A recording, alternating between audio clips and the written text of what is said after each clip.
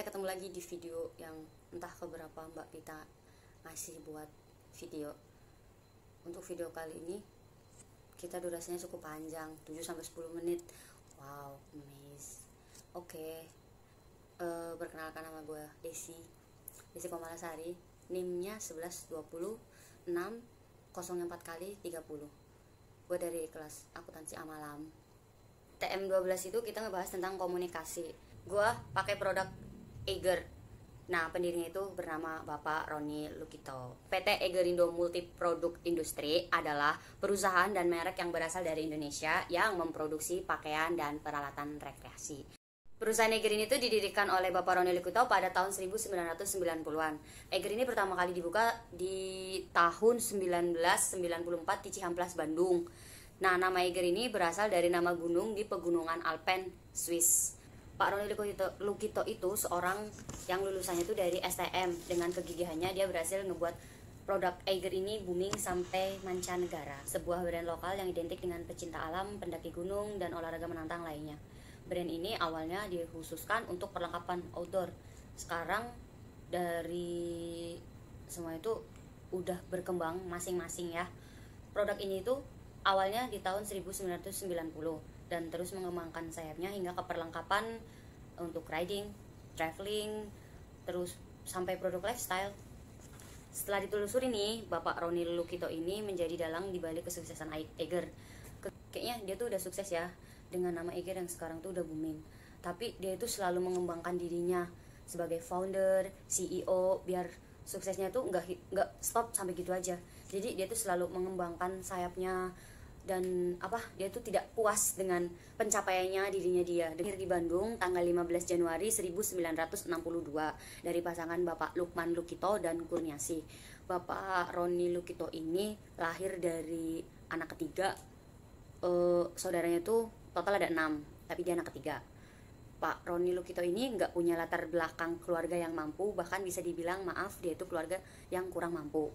Nah, keluarganya itu sehari-hari bekerja sebagai pembuat tas. Dia itu memutuskan untuk memasuki STM biar tujuannya itu setelah lulus itu dia bisa langsung kerja gitu loh. Terus dia itu sehari-harinya membantu ayahnya mengambil bahan-bahan untuk pembuatan tas. Nah, dia juga kalau sebelum pergi sekolah, dia juga berjualan susu. Sepulang sekolah ia menjadi montir bengkel motor. Jadi bisa dibayangin betapa kerasnya dia untuk terus berusaha. Sebenarnya Pak Roni itu sebenarnya ingin melanjutkan ke ITENAS, tapi lihat lagi dia itu dari keluarga yang kurang mampu.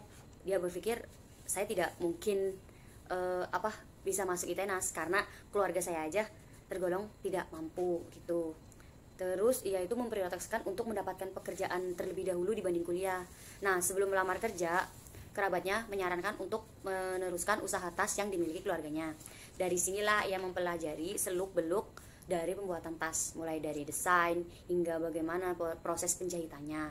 Ia juga mencoba memasukkan produksi tas keluarganya ini ke Matahari Department Store.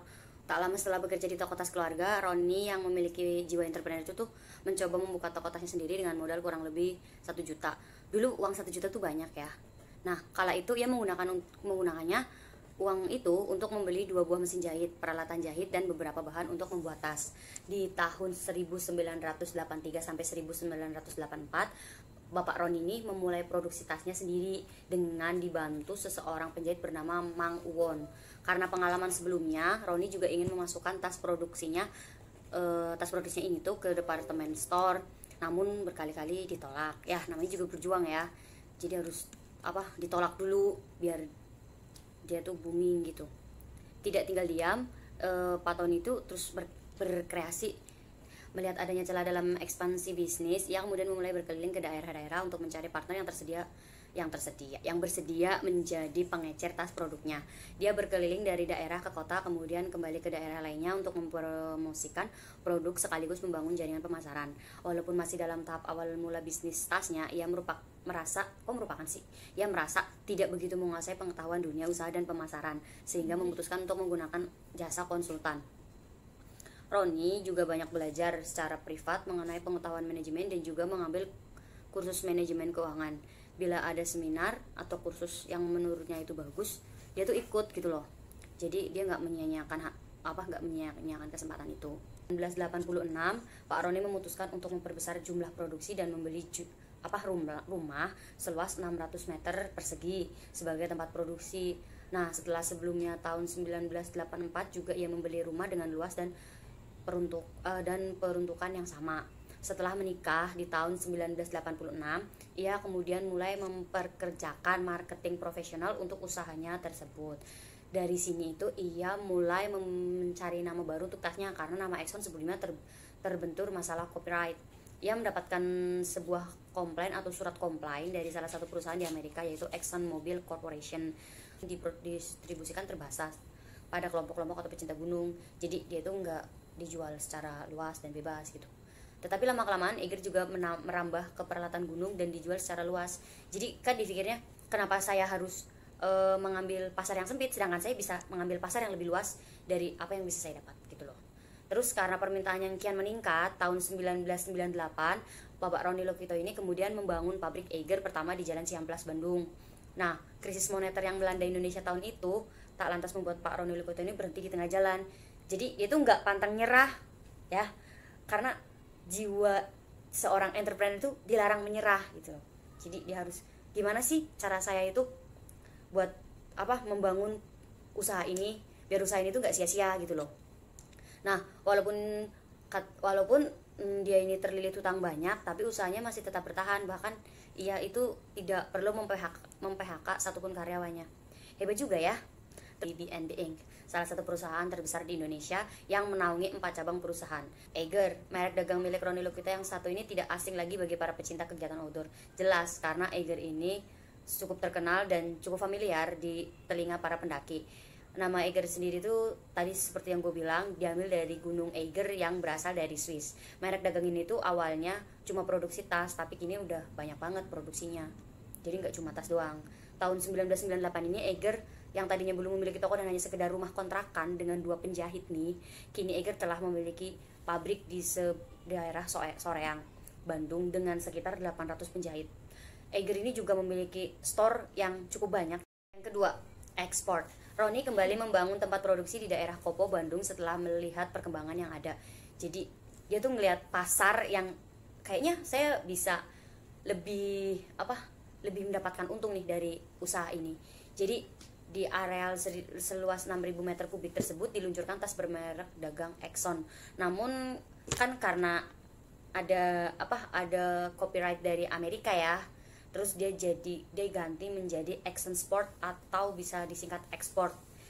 Nah, yang ketiga itu body pack.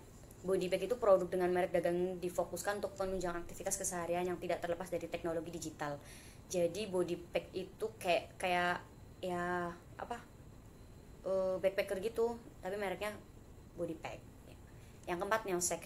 Neosek itu mungkin kalian udah pernah lihat ya, udah sering lihat ya. Itu tas-tasnya anak sekolah SMA yang lucu-lucu itu. Pada tahun 1998 luncurkan Eiger Adventure Service Team atau ACE, organisasi yang berpartisipasi dalam mengembangkan kegiatan di alam bebas Indonesia. Yang saya suka dari cerita Bapak Roni Lokito ini adalah kesempatan selalu terbuka bagi yang berjuang dan terus belajar. Latar belakang Bapak Roni itu sangat sederhana, membuat kita tuh belajar bahwa usaha apapun akan berhasil apabila kita terus berusaha dan belajar. Jadi kita tuh nggak boleh malas belajar ya.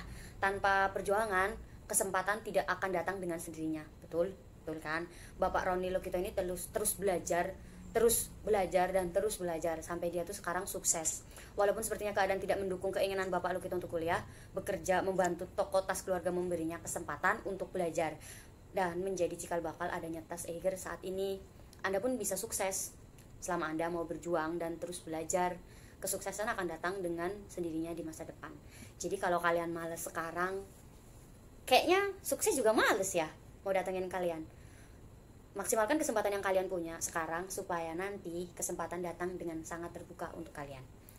Dan video Bapak Lokito akan saya putar setelah video ini. Terima kasih untuk waktunya.